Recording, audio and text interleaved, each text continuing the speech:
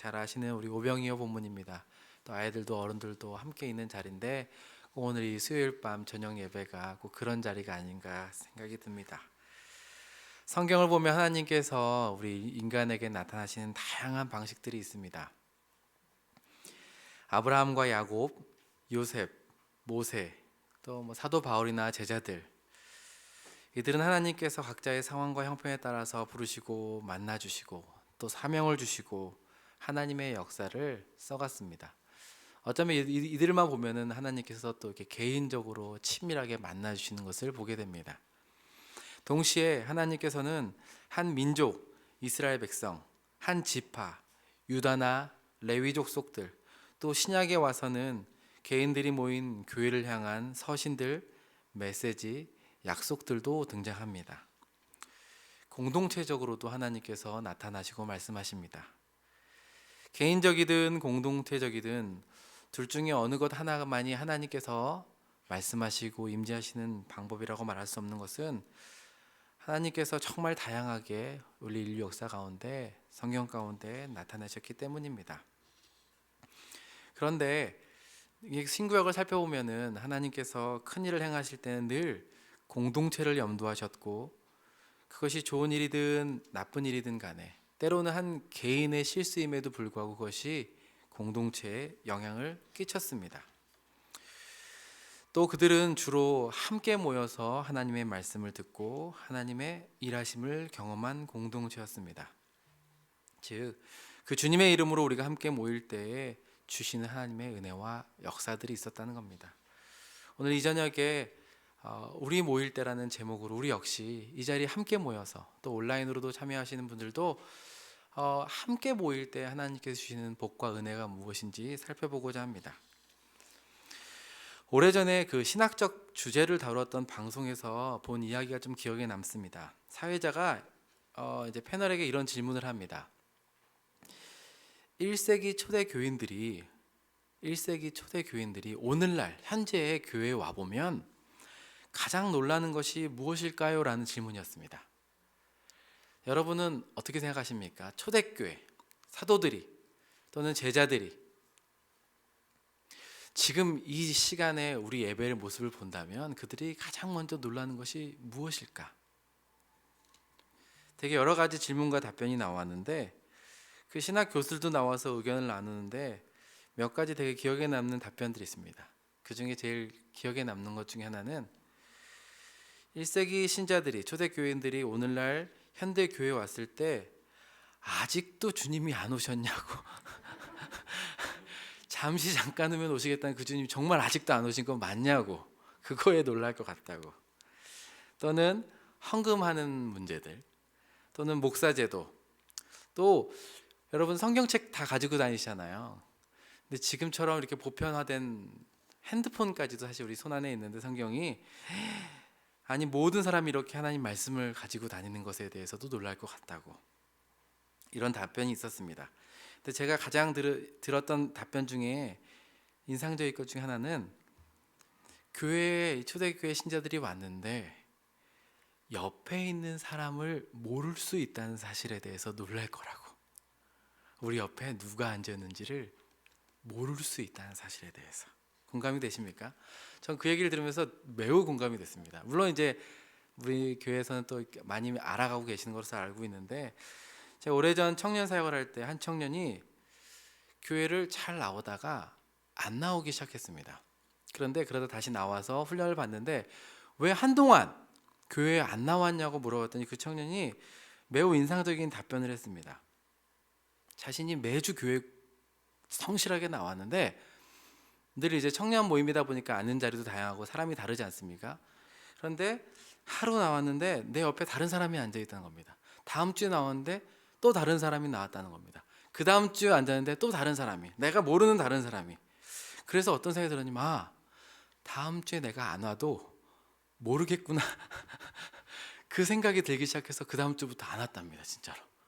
그래서 정말 매주 오지만 매주 다른 사람들, 많은 성도들 무리 가운데 있다 보니까 내가 안 나오는 것이 크게 그렇게 별 상관이 없겠구나라는 확신이 들어서 안 나오기 시작했다라고.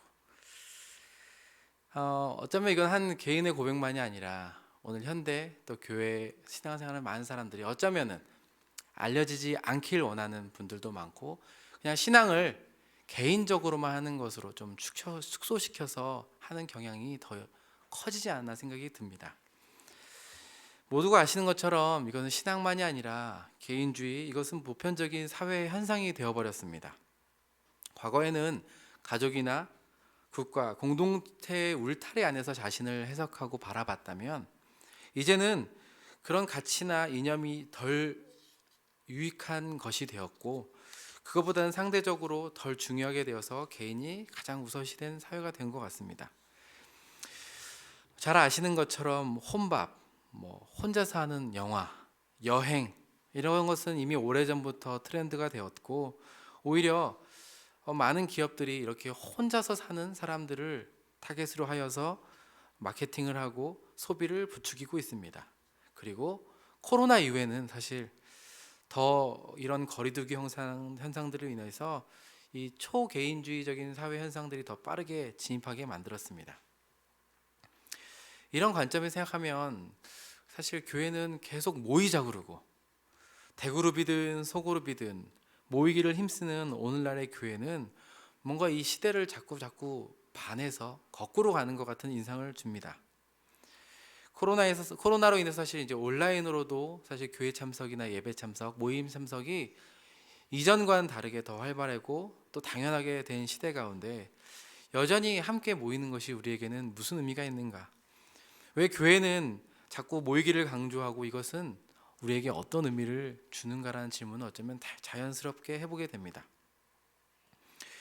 그리고 이렇게 끊임없이 이제 개인화되어가는 사회가 지속되면 될수록 함께 모이고 뭔가를 함께 하는 것은, 이런 문화들은 점점 사라져가는 건가? 이런 생각도 해보게 됩니다. 근데 조금만 생각해 보면은 정말 우리는 그렇지 않다는 사실도 알게 됩니다. 우리는 우리가 원하는 것에 대해서는 개인적으로 하고 싶지만, 사실 또 우리 마음에는 같이 서로 함께 모이고 싶어하는 마음이 있습니다. 여러분, 맛집, 어디든지 소문나는 맛집은 구석구석 찾아서 사람들이 모이곤 합니다. 코로나 때는 실내 집회가 어려웠는데 조금 풀리자마자 야외 공원에 사람들 모이는 것들, 또 프로야구나 스포츠, 또 얼마 전에 부산에서 개최한 방탄소년단의 콘서트는 자그마치 5만 명 이상이 그 자리에 모여서 함께 관람했습니다. 이유가 뭘까요, 여러분?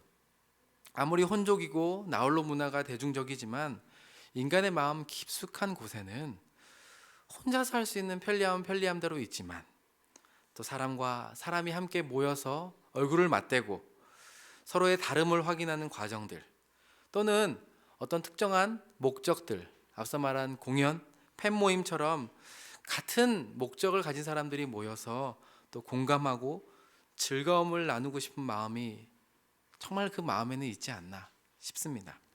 교회도 저는 마찬가지라고 생각합니다. 교회는 사실 초대교회 때부터 지금까지 모이기를 강조합니다. 다락방으로도 모이고, 집회, 예배, 수련회 또는 선교 활동으로 우리는 끊임없이 모이고 흩어집니다. 또 다음 주에 모이는 특별 새벽 기도회도 또 하나의 모임 아니겠습니까? 이렇게 우리가 모임을 강조하는 이유도 비슷합니다. 하지만 우리의 모임은 단순히 서로 뭔가 공감대를 얻고 기뻐하고 즐거워하는 것 이상의 큰 복이 있습니다.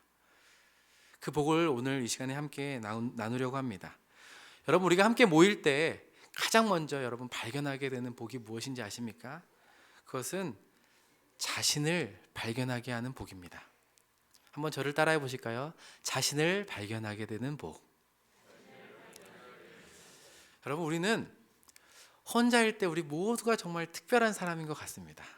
여러분, 거울 보시면서 무슨 생각하십니까? 거울 보는데 나보다 더 멋진 사람이 갑자기 떠오르십니까?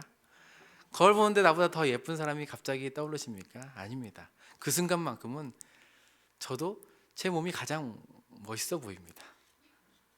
제 얼굴이 가장 아름다워 보입니다.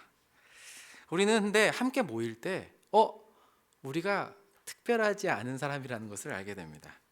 이것은 우리가 못났다거나 형편없다는 말이 아닙니다. 무슨 말이냐면 우리 자신을 조금 더 객관적으로, 볼 수 있다는 사실입니다. 우리는 함께 모일 때 이 복을 누립니다.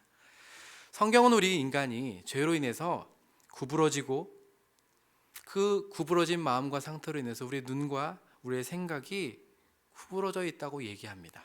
그래서 우리는 정말 하나님께서 베풀어주시는 전적인 은혜가 아니면 우리 자신을 객관적으로 본다는 것이 사실 불가능합니다. 특별히 혼자 있을 때는 결코 객관적이기가 어렵습니다. 죄로 인해서 구부러진 마음은 끊임없이 구부러진 눈으로 자신과 타인을 바라봅니다. 성경은 앞서 말한 것처럼 머리부터 발끝까지, 아니 우리 속 깊은 곳까지 뒤집어 보면 죄로 물들었다고 이야기하지만 구부러진 우리의 눈과 마음은 끊임없이 스스로 우리 자신을 볼 때 조금은 괜찮은 사람이라고 이야기합니다. 그리고 다른 사람과 끊임없이 또 비교하면서 누구보다는 낫다라고 자기 자신을 평가합니다. 사실 스스로를 속이는 것이죠. 그리고 우리는 우리 자신이 어떠한 사람인지 솔직히 드러나는 것을 매우 불편하고 두려워합니다.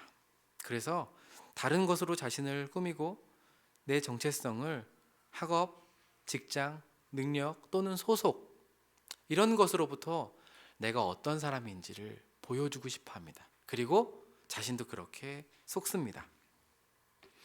그러니 우리는 스스로 끊임없이 사실은 이제 자기 자신을 속이고 또 타인도 내 기준에 맞춰서 그렇게 구부러진 마음으로 바라보곤 합니다.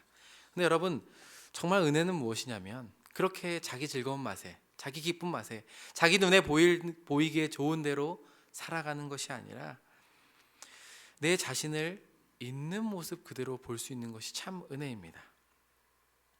자기 자신이 만들어지는 이미지로 자신을 보고 다른 사람을 비교하면서 평가하고 또 축소시키고 과장하는 것이 아니라 내 자신의 있는 모습 그대로, 창조주 하나님께서 우리를 보신 것 그대로 보는 것, 그리고 다른 사람도 역시 그대로 수용하는 것이 여러분 진짜 복입니다.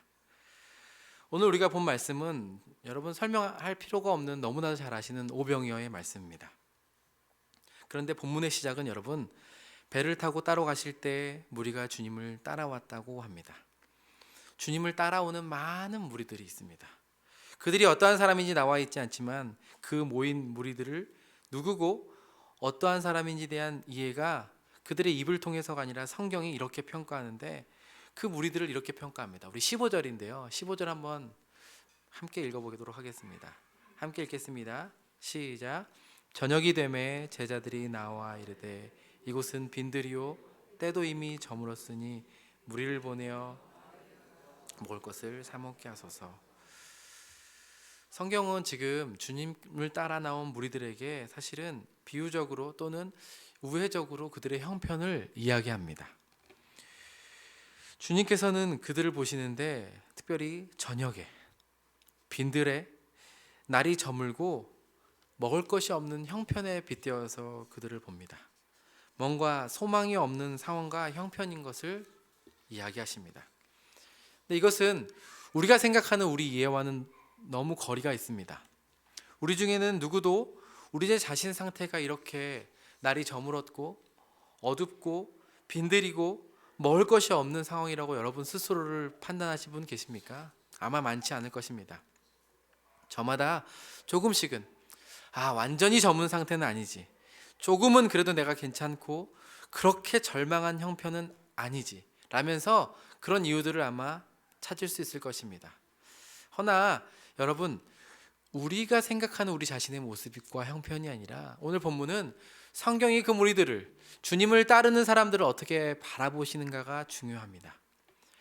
일할 수 없는 저녁에, 아무것도 없는 빈들의 형편에, 날은 저물었고 게다가 먹을 것은 하나도 없는 형편이 우리의 실제라고 주님께서 말씀하십니다. 이것이 어쩌면 정직하게 우리 인생을 살아가면 살아갈수록 마주하게 되는 실체 아니겠습니까? 이것이야말로 정말 인생에 대해서 객관적으로 보게 되는 사실 같습니다.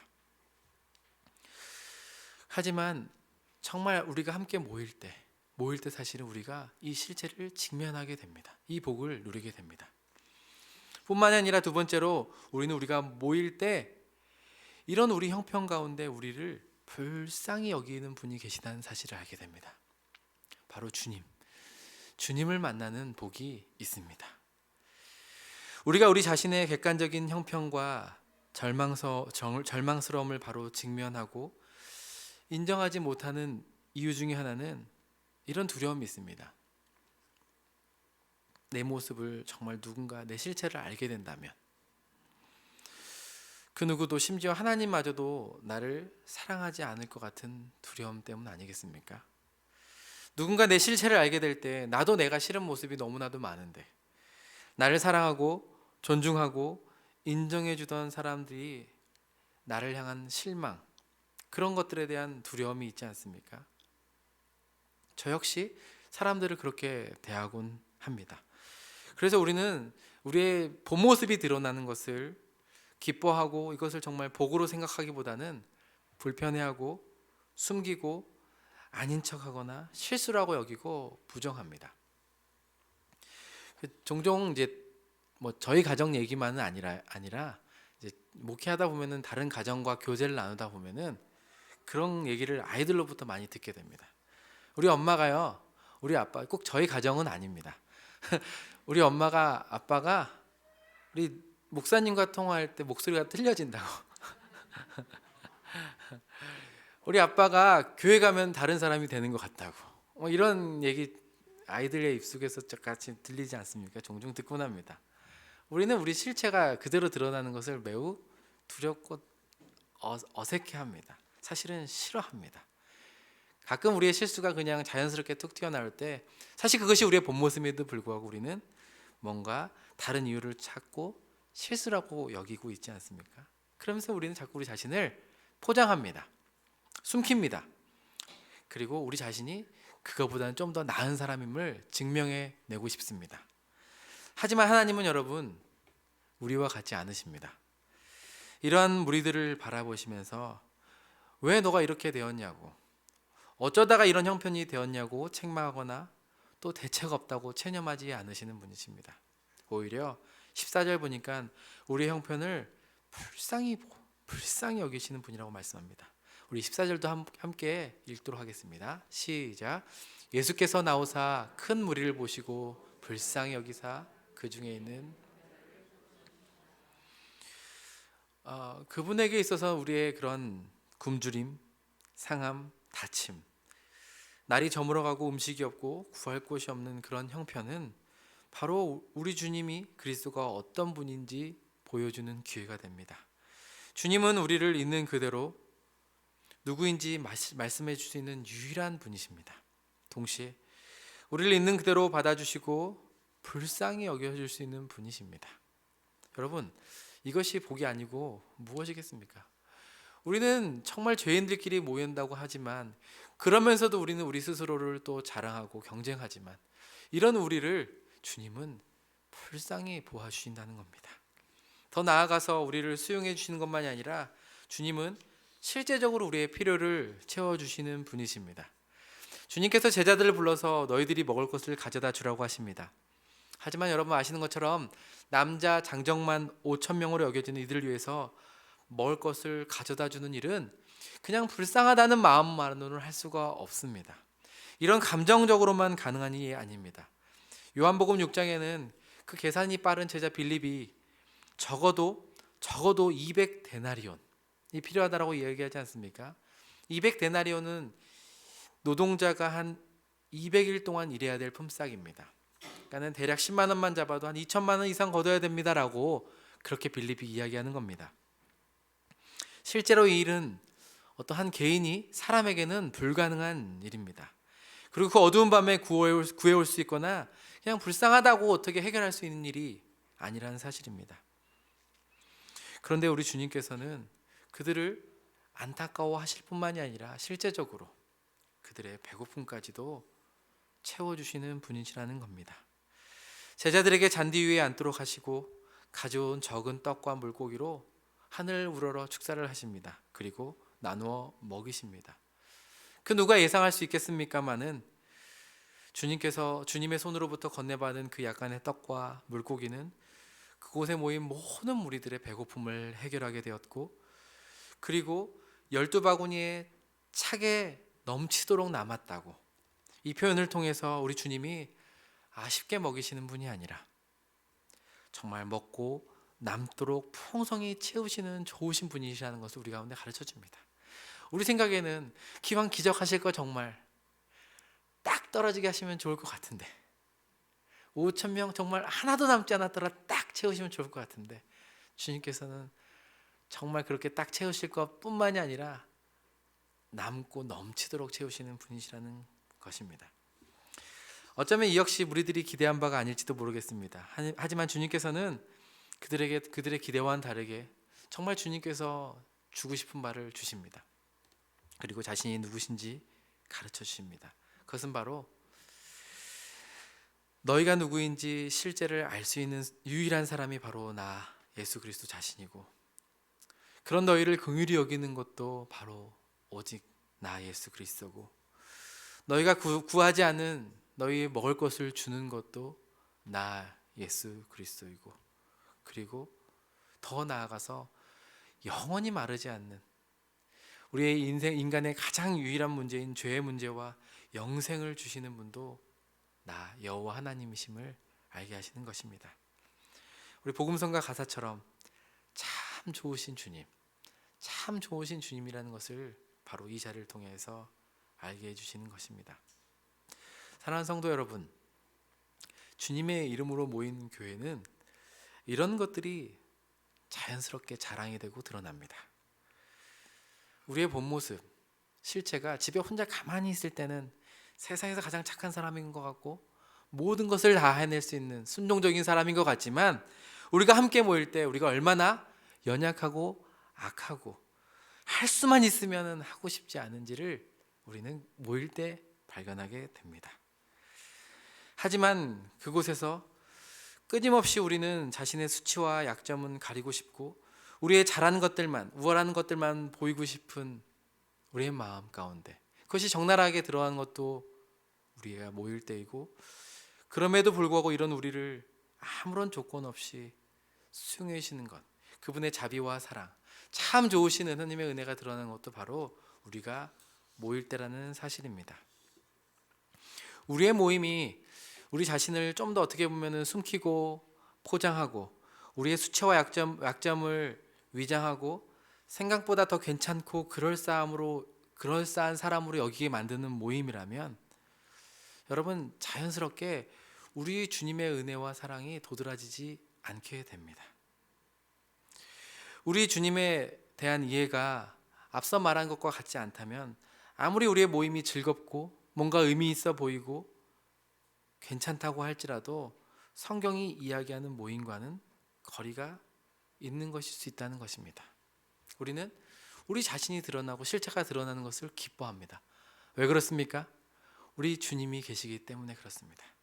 최근에 한 청년이 저에게 그런 얘기를 했습니다. 목사님께서 정말 다 좋으신데 이거 하나가 안 좋은 것 같다고. 그런 얘기 들으면 제가 어떻게 될까요?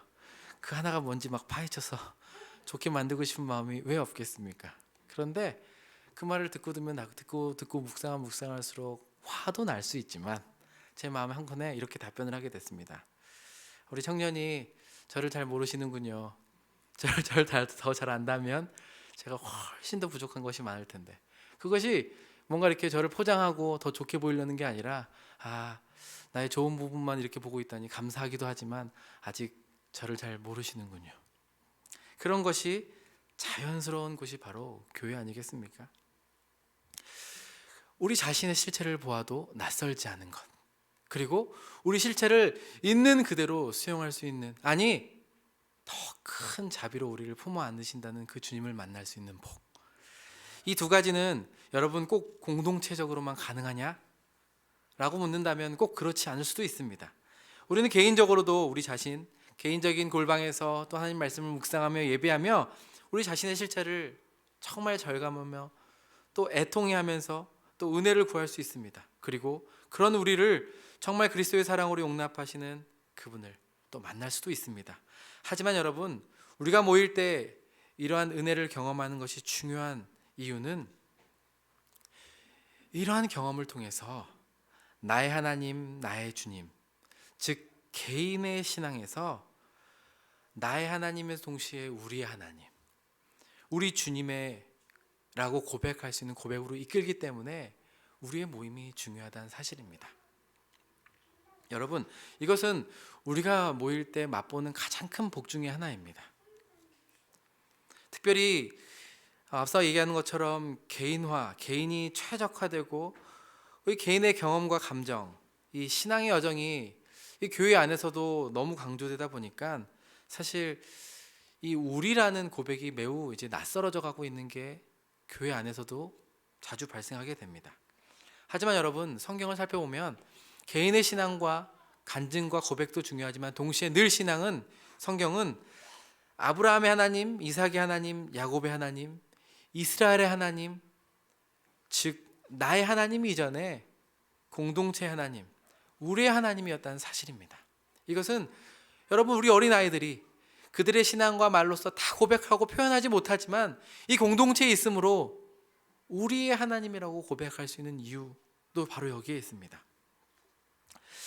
이것이 여러분, 우리가 없고 나만의 하나님, 내게 주신, 나에게 주신 복이라고만 생각할 때, 그 테두리 안에서 먹을 때 우리는 이 은혜를 자꾸 선물로, 하나님께서 우리에게 주시는 선물로 생각하는 것이 아니라 자꾸 내 것으로 자랑하고 싶은 유혹이 생깁니다.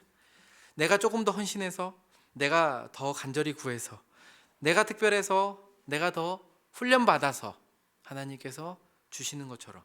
물론 처음 의도는 그런 것이 아닐 수 있지만 우리는 이것조차도 끊임없이 우리 스스로를 자랑하고 여기서 우리의 정체성과 의로움을 삼는 연약한 사람임을 우리는 알아야 합니다. 그런데 여러분, 이런 은혜를 공동체적으로 경험한 사람들은 내게 주신 은혜만을 기억하기보다 우리에게 베푸신 은혜, 나의 아버지이면서 동시에 우리의 아버지가 되신 하나님 앞에 감사하면서 다른 사람들을 동일한 은혜의 경험과 우리의 형제와 자매로 끊임없이 고백하고 초대하게 됩니다. 마치 함께 훈련을 받은 전우들이 그 동기들의 마음이 더 끈끈해지고 결속력이 좋은 것처럼 함께 모여서 받은 은혜는 무엇을 만드냐면 우리의 이야기를 만듭니다. 우리의 이야기. 그리고 그 이야기는 또 우리 공동체를 더 앞으로 걸어가게 하는 힘이 됩니다. 여러분, 주님께서 어떻게 하시는지 보십시오. 그냥 갑자기 하늘에서 그냥 떡과 물고기가 우르르르 떨어져도 얼마나 기적 같고 좋겠습니까? 그냥 입만 벌리고 있어서 먹을 수 있다면 너무 좋지 않겠습니까?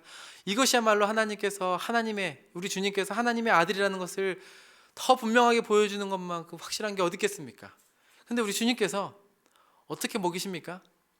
너희들 먹을 거 뭐 있니? 너희들 가진 거 뭐 있니? 이렇게 하십니다. 저는 이 장면 볼 때마다 그런 생각이 떠오릅니다. 그 어른이 돼서 제가 이제 아이들한테 뭐 사주고 싶은데 우리 아이들한테 너네 주머니에 얼마 있니? 너네 주머니에 얼마 있니? 너희 지갑에 얼마 있니? 이거 가지고 뭐 아이들 돈으로 뭐 사주려고 하는 게 아니라 그 아이들 돈으로 같이 보태가지고 더 풍성하게, 아이들 지갑에는 1,000원밖에 없는데 아빠는 3만 원짜리 뭘 사주고 싶은데 마음은 사주고 싶은데 너가 이 일에 참여하도록 부르는 거 아니겠습니까? 그런 것 같습니다. 주님께서 먹을 것을 너희들이 주라고 명령하시면서 그들이 할 수 없는 것을 깨닫게 하시면서 동시에 이 일에 적극적으로 동참하게 하십니다. 가지고 있는 것, 오히려 그거 가지고 다 나누고 먹게 하십니다. 그러면서 여러분, 그 사람들이 무엇을 고백하게 하십니까? 야, 그래, 봐봐, 결국 도시락은 싸들고 다니는 거야, 뭐 이런 것을 이야기하겠습니까? 우리 주님께서 우리 작은 것을 이렇게 풍성하게 채우신 주님의 은혜를 노래하고 경험하고 그 자리에 함께 하신 그 주님의 임재를, 그리고 그 주님을 예배하는 법을 배우게 되는 것 아니겠습니까? 여러분, 사도 바울이 부활하신 주님을 만난 사건을 대해서 이렇게 언급을 하는데요, 순서가 매우 인상적입니다. 사실 사도 바울 정도면 내가 주님을 어떻게 만났다, 어디 가서든 간증하면서도 먹고 살 수 있지 않겠습니까? 내가 담에색을 하는 길에 기적처럼 빛이 임해서 그 주님의 음성이 들려서 만났다, 이렇게 이야기가 드는데 사도 바울은 내가 주님을 만난 사건을 고린도전서 15장 4절과 8절에서 이렇게 이야기합니다. 우리 한번 4절부터 한번 한 목소리 읽어보도록 하겠습니다. 시작. 장사 지낸 바 되었다가 성경대로 사흘 만에 다시 살아나사 게바에게 보이시고 후에 12 제자에게와 그 후에 500여 형제에게 일시에 보이셨나니 그 중에 지금까지 대다수는 살아있고 어떤 사람은 잠들었으며 그 후에 야고보에게 보이셨으며 그 후에 모든 사도에게와 맨 나중에 만삭되지 못하여 난자 같은 내게도 보이셨다. 그러니까 바울은 지금 의도적으로 베드로와 개인, 공동체, 그리고 사도들, 그러다가 맨 마중에 만삭되지도 못한 나 같은 사람에게도 만나셨더라고 이야기합니다. 우리와는 순서가 정반대 같습니다. 공동체 가운데 보이신 그 주님께서 정말 나를 불쌍히 여겨서 나도 만나셨다라고, 나에게도 보여주셨다라고. 최근 찬양들을 보면은 나의 신앙, 개인적인 고백, 그런 찬양이 참 많아졌습니다. 내 신앙을 고백하는 곡들.